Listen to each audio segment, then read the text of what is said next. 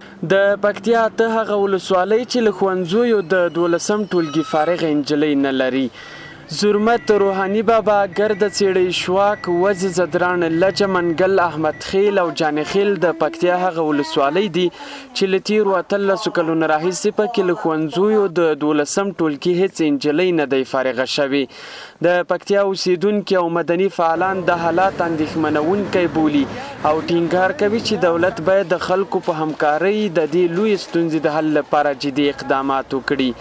دوی لامل ناوړه ټولنیز دودونه، ناامني، د ښوونځیو لرېوالی او نجونو ته د لوړو ټولګیو لپاره د اسانتیاو نشتوالی بولي. د دغه ولایت د اوسیدونکو په خبره چې لا هم د پکتیا له نیمایي زیاتې نجونې او ګڼ د ښوونځي د عمر هلکان له زده کړو لرې پاتې دي.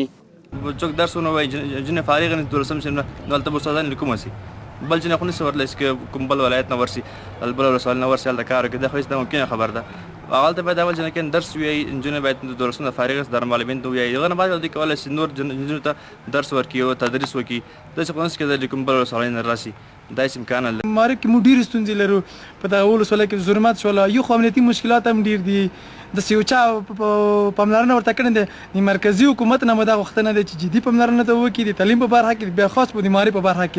زرمت او روحانی بابا د پکتیا نسبتا تر ټولو لوی او د زیات نفوس لرونکي ولسوالۍ دي، خو تر اوسه پکې د نجونو هېڅ ښوونځی شتون نه لري.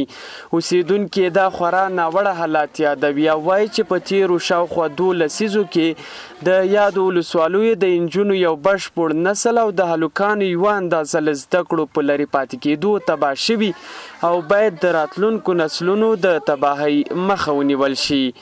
زرمت په ټوله کې تر اوسه پورې د زرمت نجونو ته ښوونځی نه دی جوړ شوی. البته که جوړ شوی هم دا ممکن د هغه نه هلکانو استفاده کړې وي.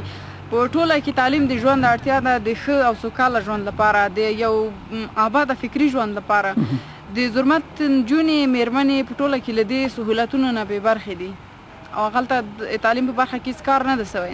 بالکل د اندېښنې خبره ده، ځکه هلته لویه ولسوالۍ ده، حتی نفوس یې کیدی شي د پنجشیر ولایت نه زیات وي تنه د یوې ولسوالۍ.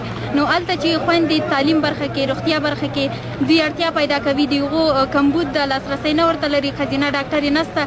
د دې ولایت د پوهنې ریاست مسؤلین په یادو ولسوالیو کې مني چې تر اوسه پکې له ښوونځیو هېڅ نجلۍ نه دی فارغه شوې. پوهنې رئیس کوچی زازی وایي په زرمت او روحاني بابا کې د وسلوالو طالبانو لخوا 14 ښوونځي تړل شوي دي. موږ کوشش کوو چې د نورو ولسوالیو نه اول ښځینه معلمینې پیدا کړو، تر څو پورې د کلتوري مسایلو ته په کتو سره زموږ دغه ستونزه چې په دې ولسوالیو کې لرو دا حل شي. موږ له 12 ټولګي څخه په مغه ولسوالیو کې فارغین ولرو، هغه بیرته معلمان استخدام کړو تر څو د نجونو ګیره په ښوونځي کې پورته ولاړ شي. بل لور ته بیا د وسلوالو طالبانو ویاند ذبیح الله مجاهد په یادو ولسوالیو کې د نجونو د ښوونځیو د تړل کېدو لامل د ودانیو یو تشکیل نشتون بولي او وایي که د اړوندو دولتي او غیر دولتي ادارو لخوا دا ستونزه حل شي، دوی حاضر دي چې تړلي ښوونځي بیرته پرانیزي.